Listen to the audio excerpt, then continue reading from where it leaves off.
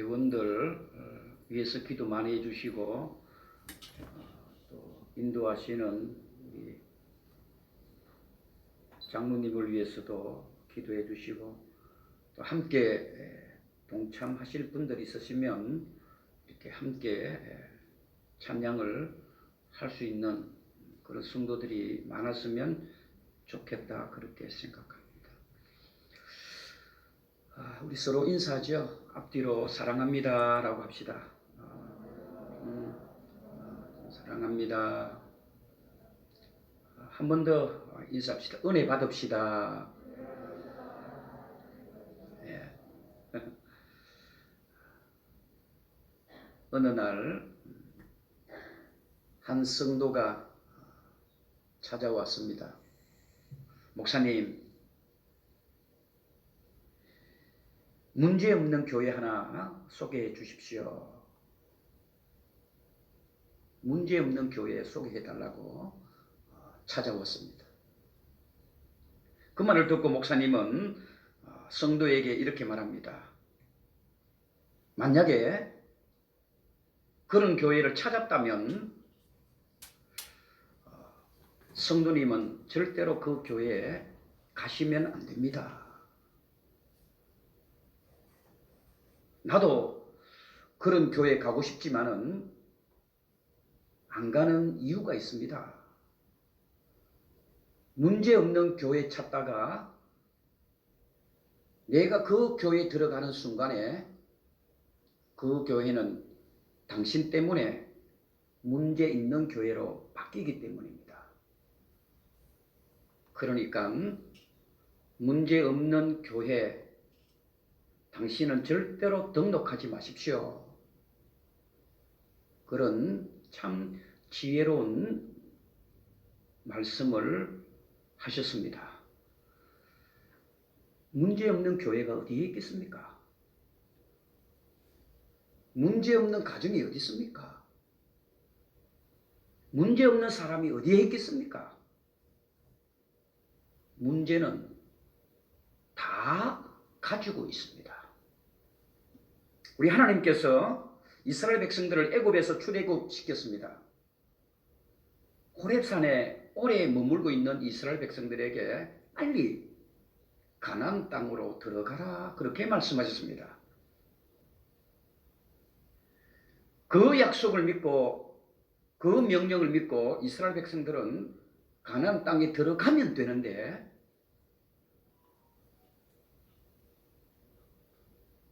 미리 제가 이야기할게요. 핸드폰 끄세요. 미리 핸드폰 소리 안 나도록 해주시기를 제가 바랄게요. 그래서 이스라엘 백성들은 가나안 땅에 들어가기 전에 12명의 정탐꾼을 미리 보내봅니다. 잘 아시는 내용 아닙니까? 문제가 있는지 문제가 없는지 가나안 땅에 12명을 보냅니다.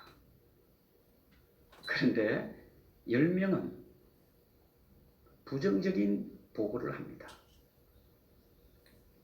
그런데 2명은 여호수아와 갈렙이라는 사람은 들어가면 됩니다라고 하는 긍정적인 보고를 합니다. 이 정도는 우리가 다 알고 있는 내용이기도 합니다. 하나님께서 가나안 땅에 들어가라 할 때에 가나안 땅에는 분명히 문제가 있는 땅이었습니다.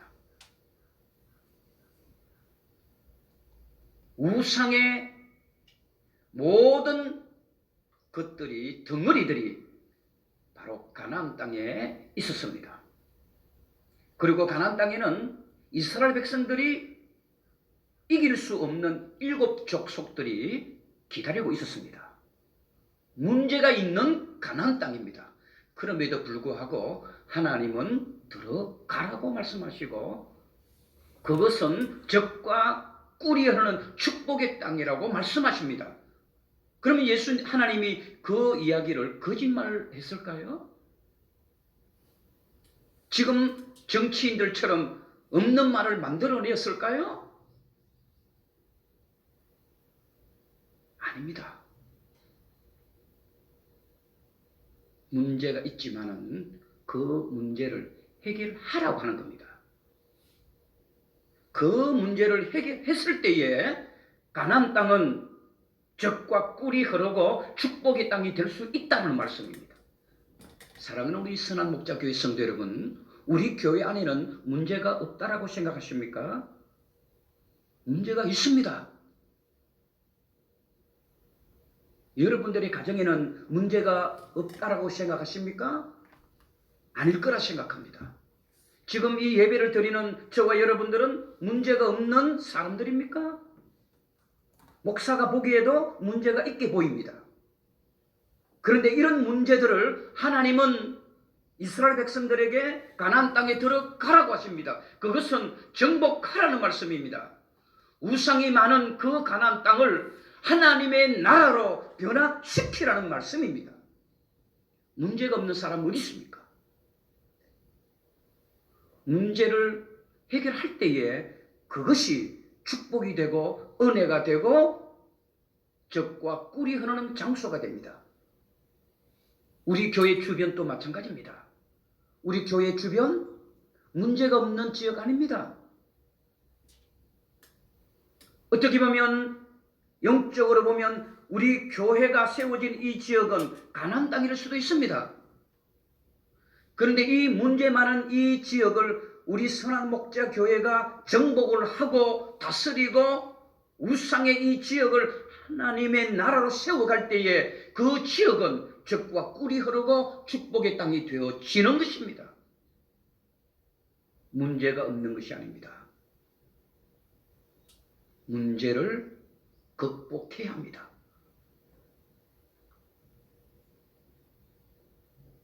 목사인 저도 문제 많은 목사입니다. 장로님들 너무 그렇게 거룩한 척 할 필요 없어요.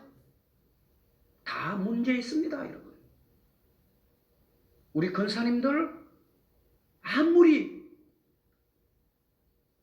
금식기도 하시고 새벽 예배 안 빠져서도 하나님 보실 때는 다 문제 있습니다. 우리가 왜 예배 드리십니까? 우리가 왜 기도합니까? 그것은 내 속에 있는 문제들을 정복하고 이기기 위해서 기도하는 겁니다. 이방인들처럼 예배를 드리면서 세상의 것들 달라고 기도하십니까? 그거는 우상들도 하는 것들입니다.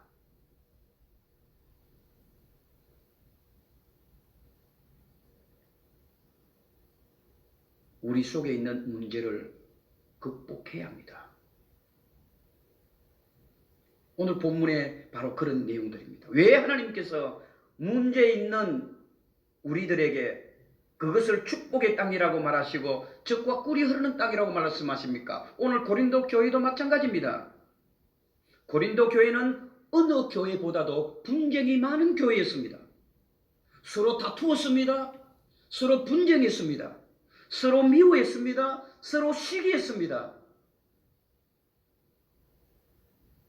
고린도 교회는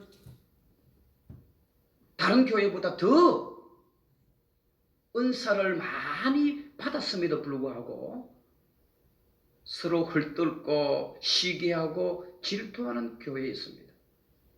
그럼에도 불구하고 하나님께서 예수님께서 이 고린도 교회를 무척 사랑했습니다. 왜요? 이유가 있습니다. 오늘 말씀으로 통해서 살짝 살피려고 합니다. 6절에 그 답을 볼 수 있습니다. 6절에 보세요. 6절에 보시면 그리스도의 증거가 너희 중에 견고하게 되어. 왜 예수님께서 고린도 교회를 이렇게 사랑하시고 아끼시고 이 교회를 세우셨는가 하면 그리스도의 증거를 견고하게 하기 위한 목적이었습니다. 그리스도의 증거는 뭡니까? 예수 그리스도의 복음입니다. 예수 그리스도의 복음은 무엇입니까? 예수님은 나를 위해서 오셨고 나를 위해서 죽으셨고 나를 구원하시고 마지막 날 심판하실 것이라는 것이 그리스도의 증거입니다. 그 증거를 누구를 통하여?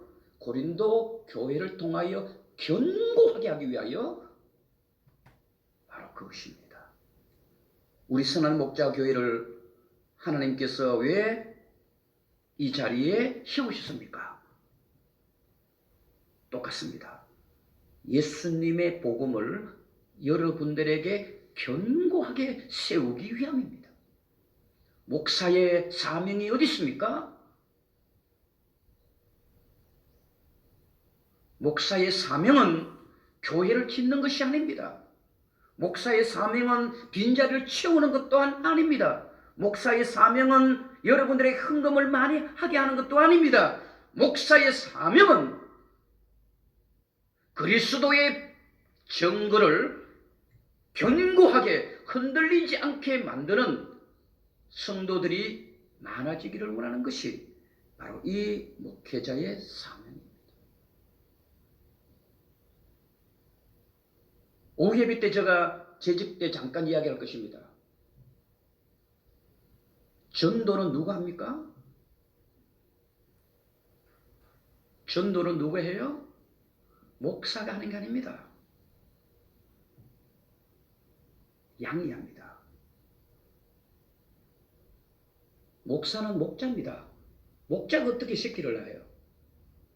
양이 새끼를 낳습니다. 성도들이 전도를 해야 합니다. 여러분들은 목회자가 전도하기를 바랍니다. 목회자는 양들에게 새끼를 낳는 방법을 가르쳐 주는 겁니다. 목회자의 사명은 어디에 있습니까? 바로 여러분들이 그리스도의 복음의 증거에서 흔들리지 않도록 견고하게 하는 것이 목회자의 사명이고 여러분들은 흔들리지 않아야 합니다. 은혜 받았습니까? 그 은혜라는 것은 무엇입니까? 예수 그리스도의 복음의 증거에 흔들리지 않아야 합니다. 예수님은 나를 위해서 죽으셨고 예수님은 나를 위해서 심판주로 오시고 예수님은 마지막 때의 나의 구원자시라는 이것이 예수 그리스도의 복음의 증거입니다. 그것을 견고하게 세우기 위하여 고린도 교회를 세우신 겁니다.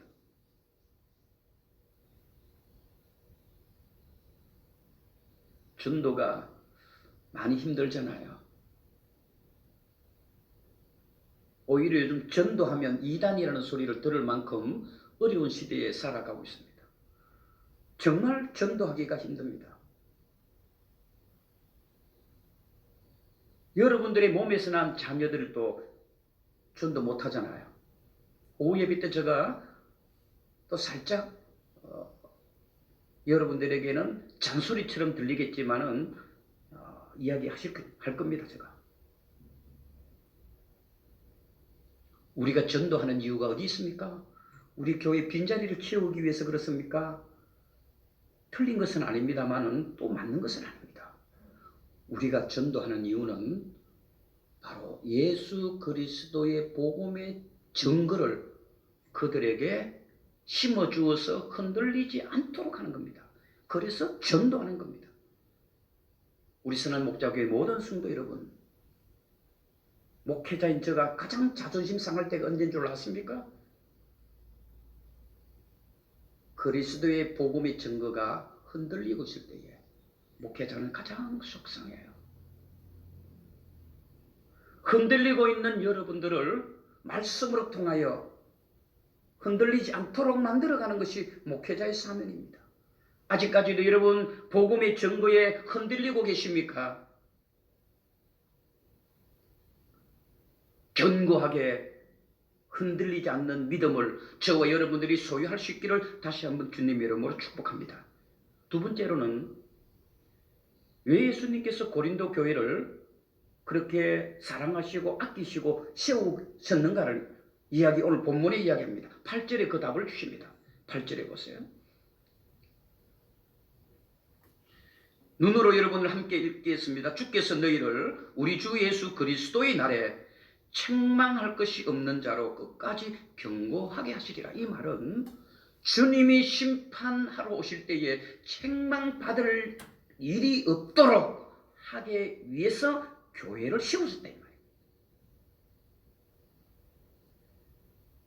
책망받을 게 없도록 하기 위해서 교회를 세운 겁니다. 그 말은 교회는 어떤 사명이 있는가 하면 주님 앞에 책망받는 성도들 없게 하는 거예요.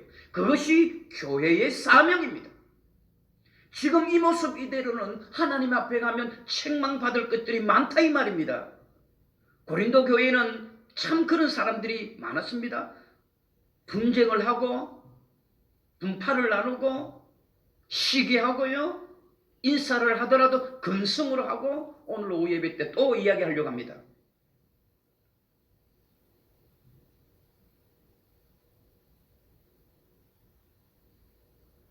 교회는 성도들이 하나님 앞에 예수님 앞에 섰을 때에 어떻게 하든지 책망받을 것이 적어야 되는 겁니다. 그 적게 만드는 것이 목회자의 또한 사명이기도 합니다. 그렇지 않나요?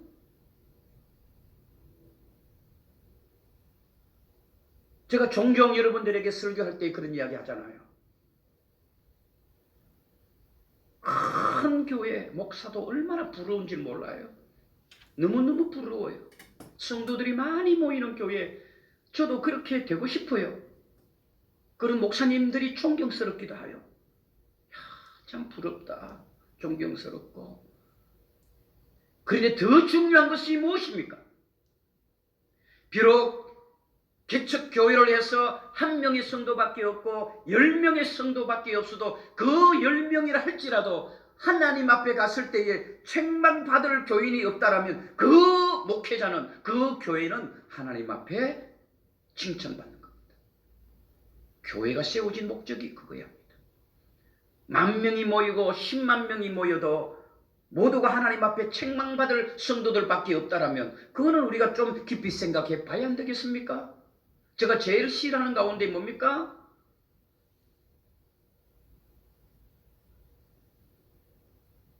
백마리의 닭 가운데에 한 마리의 꽁이 있다. 이런 말을 저는 참 싫어해요. 100마리 닭 가운데 한 마리의 꽁이 아닙니다. 100마리 모두가 꽁이 되든지 100마리 모두가 닭이 되어야지.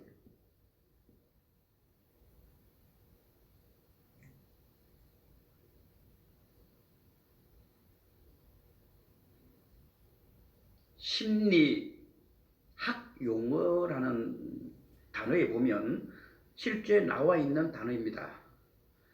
성인 아이라고 하는 단어입니다. 심리학 용어에 있는 단어입니다.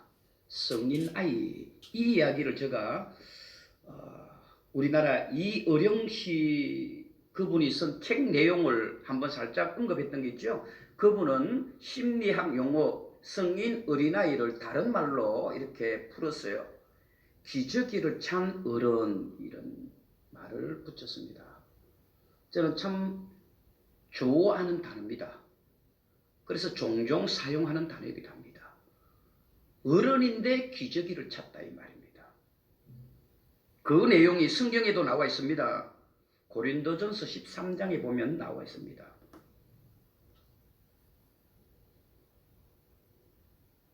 어른이 기저귀를 차고 있어요. 성인들이 기저귀를 차고 있다 이 말입니다. 그 말은 어린아이와 같은 행동을 하고 있다 이 말이죠.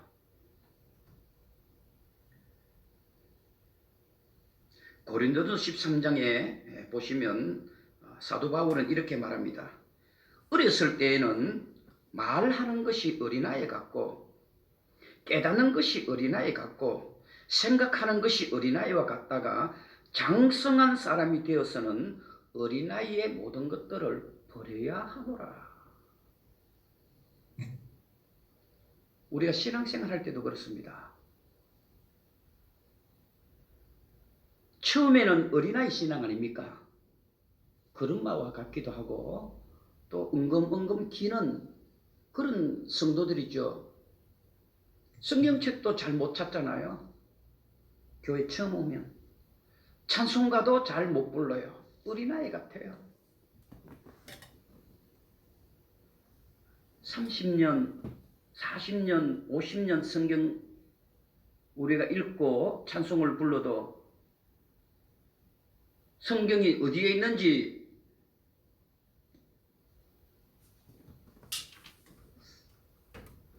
잘 모른다라면 어린아이와 같죠? 성경 빨리 찾는 것과 무슨 관계가 있습니까? 라고 하겠지만 그렇지 않습니다. 구약 성경이 어디고 신약 성경이 어디인지 모른다라면 그거는 믿음을 떠나서 우리가 얼마나 하나님 앞에 열심 없는 그리스도인인가를 한번 생각해 보셔야 됩니다. 자, 왜 이런 이야기를 하는가? 신앙생활 할 때 보면 어린아이는 똑같습니다. 시기합니다. 여러분 아직 시기하는 마음이 있으십니까?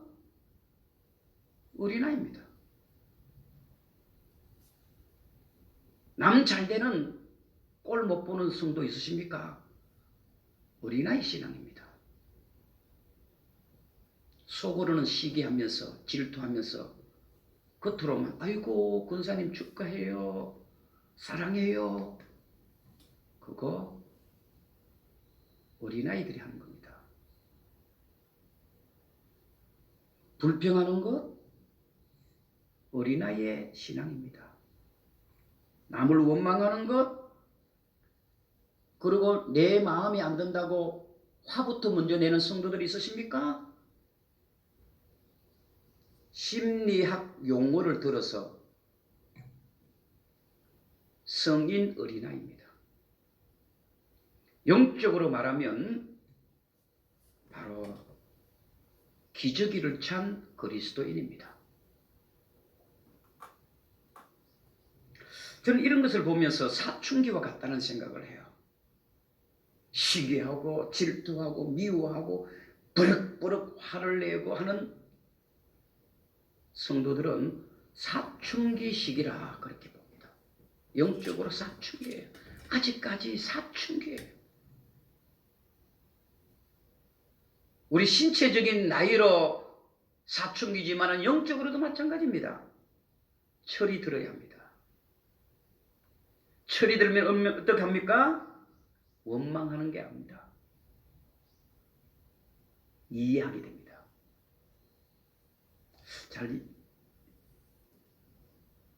영적 철이 들면요.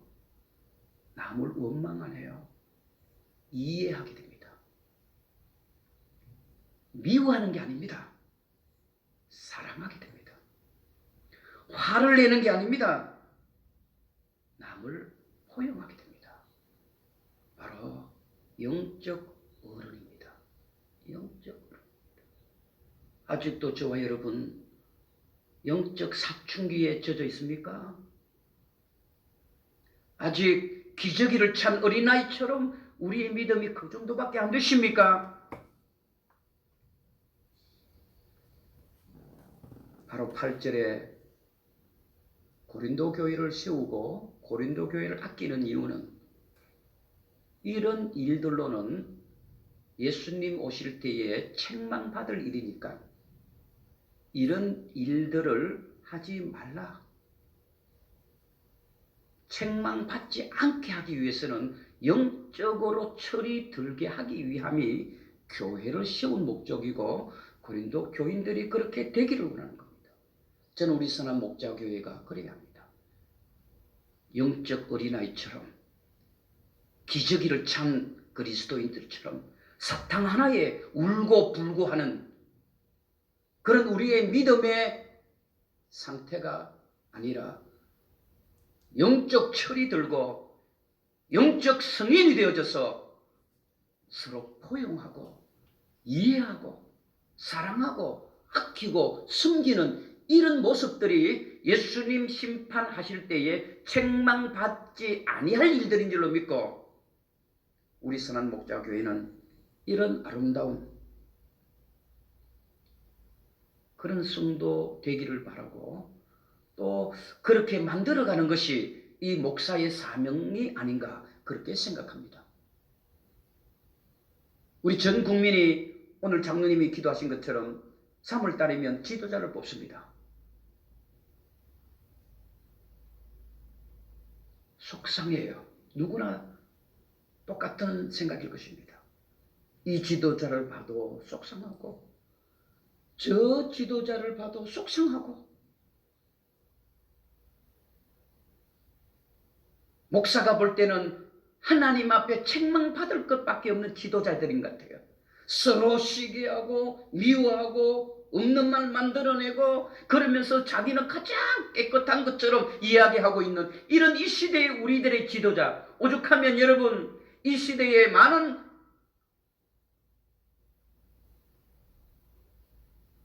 사람들이 이 대한민국을 걱정하고 염려하는 이유는 왜 그렇습니까? 바로 이런 지도자들 때문에 그렇습니다.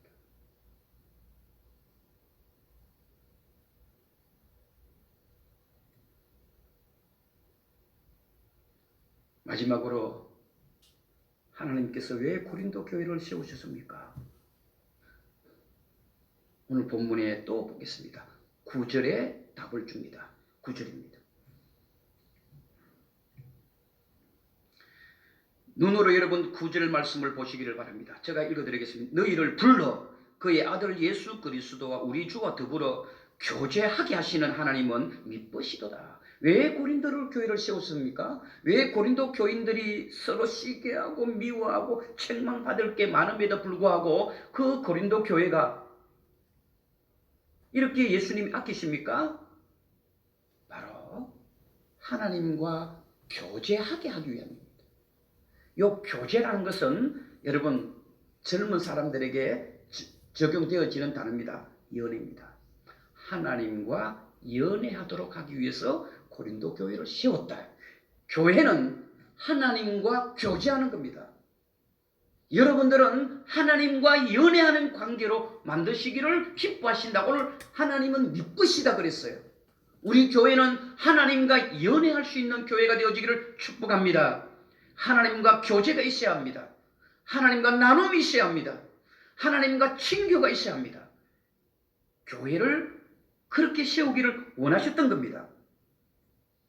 독일의 비스마르크는 유명한 재상입니다.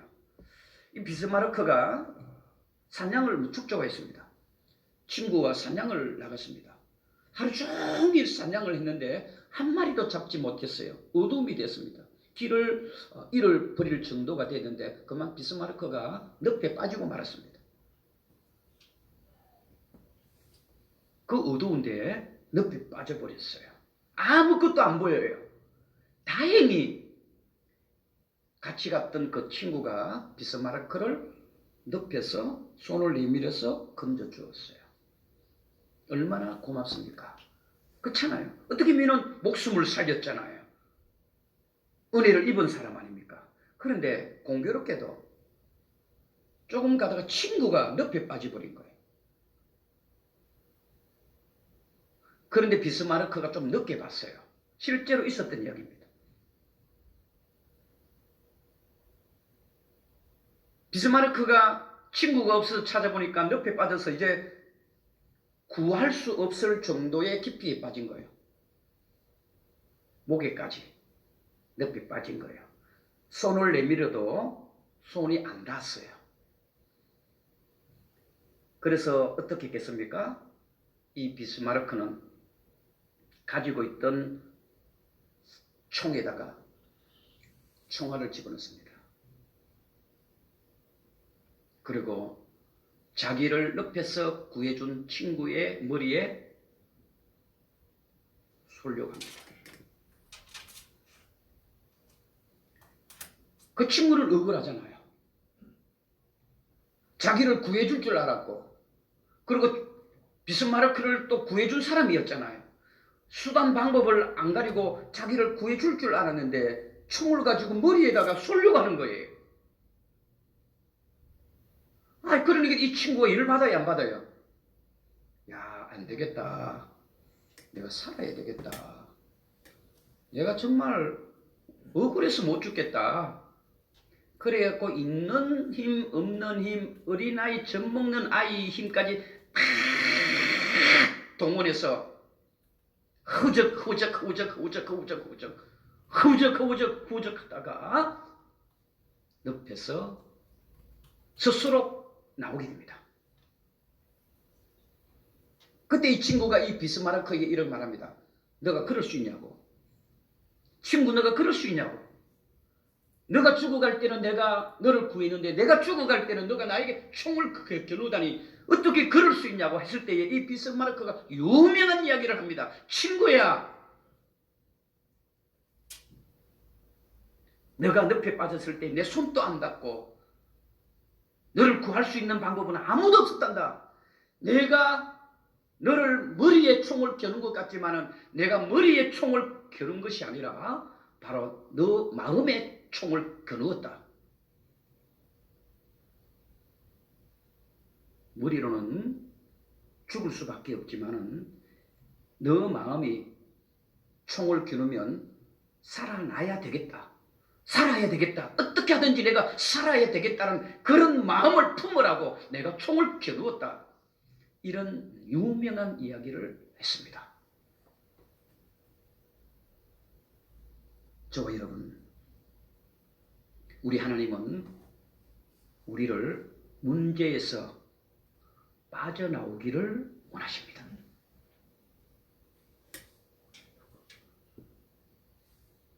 늪에서 허우적거리고 죽을 날을 기다리는 것이 아니라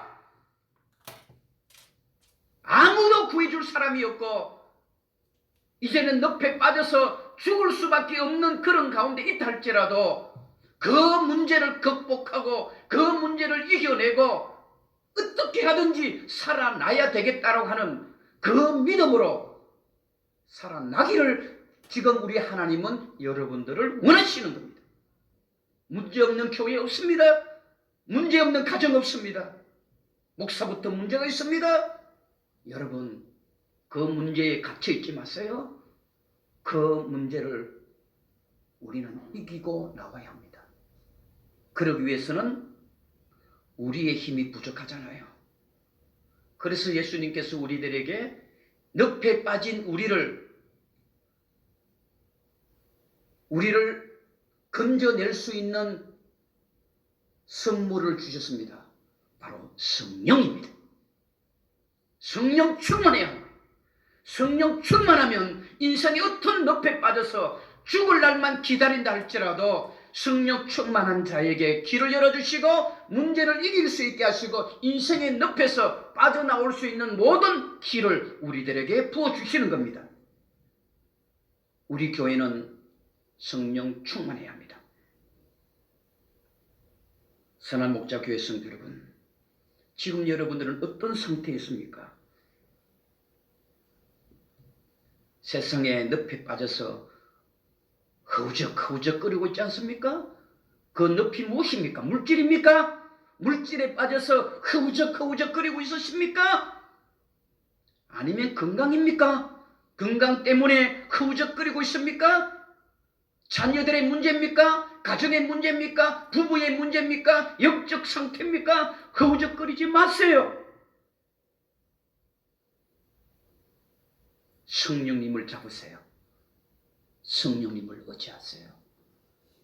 가나안 땅은 문제가 없는 땅이 아닙니다. 가장 문제 많은 땅이 가나안 땅입니다. 그럼에도 불구하고 예수님은, 하나님은 적과 꿀이 흐르는 축복의 땅이라고 말씀하셨습니다. 왜요? 그 문제를 해결해 갔을 때에. 그래서 지금은 어떻습니까? 그 이스라엘 가나안 땅이 전 세계를 다스리고 있잖아요. 전 세계를 지배하고 있습니다. 하나님은 문제에 많은 모세를 80에 불렀습니다. 문제 많은 80에 불렀어요. 그리고 신약 성경에 나오는 탕자 둘째, 아버지 재산, 자기 재산 다 탕진해 버렸습니다. 하나님은 그래도 받아주었습니다. 예수님의 제자 베드로 마찬가지입니다. 예수님을 배신하고 배반했습니다. 그럼에도 예수님은 그를 수제자로 삼으셨습니다. 허우적거리고 계십니까? 그 문제에 빠지지 마시고 성령의 힘 얻어서 그 늪에서 건짐 받는 우리 교회 되기를 축복합니다. 우리 선한 목자 교회는 이 지역의 늪에서 우리 교회가 고린도 교회를 하나님이 엄청 기대하신 것처럼 우리 교회를 그렇게 기대하고 계실 것입니다. 우리 교회를 왜 세우셨습니까? 바로 이 부천시 오중구를 바로 예수 그리스도의 복음에 견고하게 세우기 위해서 세우셨고, 여러분들을 왜 선한 목자 교회 성도들로 불렀습니까? 하나님 앞에 책망 없이 서게 하려고 목사를 세우고 여러분들을 세우셨고, 더 나아가서 우리 선한 목자 교회는 예수님과 교제하고 하나님과 연애하는 교인들이 많아지기 위해서 우리 교회와 여러분들을 세운 줄로 믿고 마지막 이 시대에 초대 교회를 회복하는 저와 여러분이 되어지기를 주의 이름으로 축복합니다. 아버지 하나님, 인생의 문제의 늪에서 죽을 날만 기다리고 두 손 두 발 다 포기하고 희망 없이 절망으로 살아가는 저희들 되지 않게 하시고, 문제를 축복으로 만들어갈 수 있고 문제를 극복하여 적과 꿀이 흐르는 땅으로 만들어가기를 원하시는 하나님의 위대한 계획들을 우리 교회와 우리 성도들로 통하여 하나님이 하실 계획을 믿고 우리 모두가 한 마음이 되어 한 뜻이 되어 마지막 이 시대에 위대한 하나님의 역사를 드러낼 수 있는 그런 교회 되게 하옵소서. 예수님의 이름으로 축복하며 기도합니다.